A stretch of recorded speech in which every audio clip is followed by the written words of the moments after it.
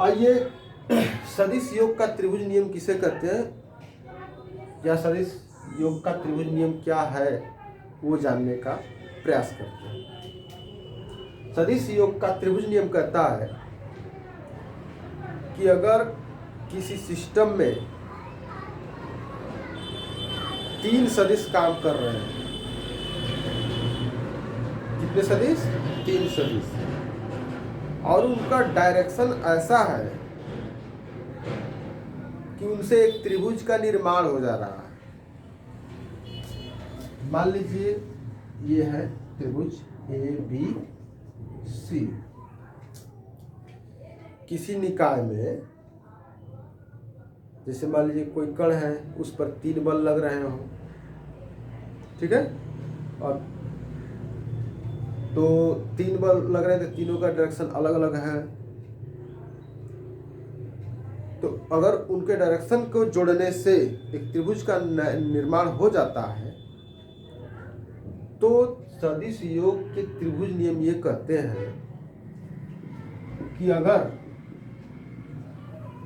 त्रिभुज की भुजाओं द्वारा निरूपित हो जा रहा है वेक्टर, तो त्रिभुज की किन्हीं दो भुजाओं का जो परिणामी होगा वो तीसरी भुजा के बराबर हो जाएगा, या किन्हीं दो भुजाओं का सदिश योग तीसरी भुजा के बराबर होगा।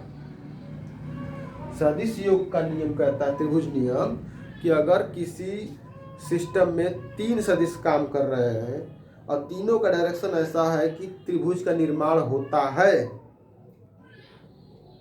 यानी कि त्रिभुज की भुजाओं के द्वारा प्रदर्शित हो जा रहे हैं, जैसे A B vector, B C vector, A C vector, अगर ऐसा होता है तो किन्हीं दो सदिशों का योग तीसरे सदिश के बराबर होगा, यानी कि त्रिभुज की दो भुजाओं का योग तीसरी भुजा के बराबर होगा। सदिश योग का नियम कहता है ये। इस सदिश योग के नियम को आप दूसरे ढंग से भी समझ सकते हैं। दूसरा ढंग ये है बोलने का, कहने का, कि त्रिभुज नियम ये कहता है कि अगर किसी कण पर तीन वेक्टर काम कर रहे हैं और तीनों से एक त्रिभुज का निर्माण हो जाता है, तो इन तीनों वेक्टर्स का सदिश योग जीरो होगा। तीनों वेक्टर्स का सदिश योग जीरो होगा। ये दो परिभाषाएं हम आपको बताए हैं, दोनों को अभी हम करके भी दिखाएंगे। चलिए देखते हैं। जैसे कैसे अप्लाई करेंगे उसको जरा समझिए।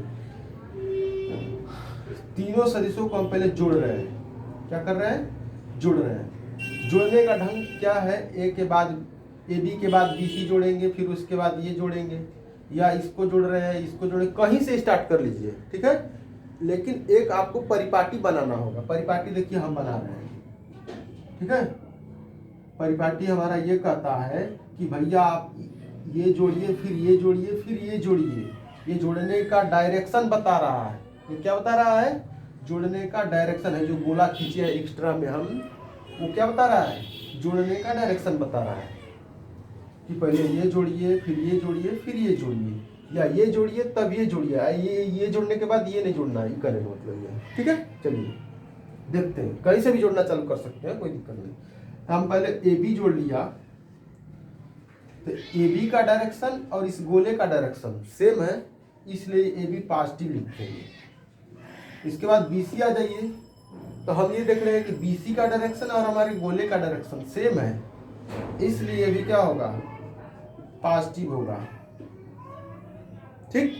अब आते हैं ये, यहाँ पर देख रहे हैं कि AC का डायरेक्शन हमारे गोले के डायरेक्शन के उल्टा पड़ गया, तो यहाँ पर ये नेगेटिव लिखेंगे आप। AC वेक्टर इक्वल टू 0, जो अभी हमने बताया था कि त्रिभुज की भुजाओं का सदिश योग 0 होगा। तो सदिश योग का मतलब यही है कि जो आपके डायरेक्शन मिल रहा है वो तो पॉजिटिव होगा, अगर डायरेक्शन के उल्टा हुआ तो नेगेटिव लिखेंगे, ठीक। अब इसको अगर पक्षांतर कर दीजिए तो A B plus B C is equal to A C vector. तो जो पहली परिभाषा हमने बताया कि त्रिभुज की किन दो भुजाओं का सदिश योग तीसरी भुजा के बराबर होगा। वो वाला यहाँ पर दिख रहा है। या हम ये भी कह सकते हैं कि त्रिभुज की किन्हीं दो भुजाओं का परिणामी तीसरी भुजा के क्या हो जा रही है, बराबर हो जा रही है। ठीक है, दूसरा एग्जांपल लेकर देखते हैं।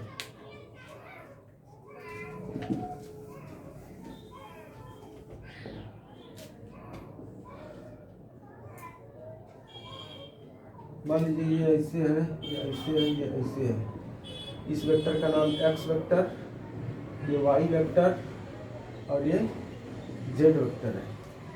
ठीक है, अब इनको जोड़ेंगे सदिश योग के नियम से। सदिश योग का नियम का हमने आपको ट्रिक बताया कि आप एक तो गोला खींच लीजिए आंख बंद करके। ठीक, इसके बाद इसमें एक डायरेक्शन दिखा लीजिए गोला में, क्लॉकवाइज चाहे एंटी क्लॉकवाइज, जो इच्छा हो वो दिखा लीजिए। हमने क्लॉकवाइज दिखा दिया, क्लॉकवाइज डायरेक्शन दिखा देंगे। अब हम भुजाओं को जोड़ना चालू करते हैं। जैसे मान लीजिए इस भुजा को जोड़े तो हमारा जो डायरेक्शन है इसके उल्टा पड़ रहा है, तो इसलिए लिखेंगे माइनस एक्स वेक्टर। ठीक है, वाई वाला भी हमारा उल्टा पड़ गया तो इसको भी लिखेंगे माइनस वाई। ठीक है, जेड वाला भी देख रहे हैं कि उल्टा पड़ रहा है, हमारे गोले का डायरेक्शन ये है और ये नीचे की ओर है, इसलिए भी क्या होगा माइनस जेड वेक्टर। और बराबर राइट हैंड साइड में जीरो हमेशा लिखना है। ठीक है, सदिश योग इज इक्वल टू जीरो होगा त्रिभुज नियम के अनुसार। तो ये हो गया हमारा। अब चाहे तो अब इसमें माइनस गुणा करके सब पॉजिटिव कर लीजिए, X plus Y plus Z is equal to zero according to जो भुजाओं में हमने जो डायरेक्शन दिखाया है उसके अनुसार। ठीक है, अगर इसी में कोई भुजा का डायरेक्शन आप उल्टा सीधा कर दीजिए तो दूसरा व्यंजक मिल जाएगा।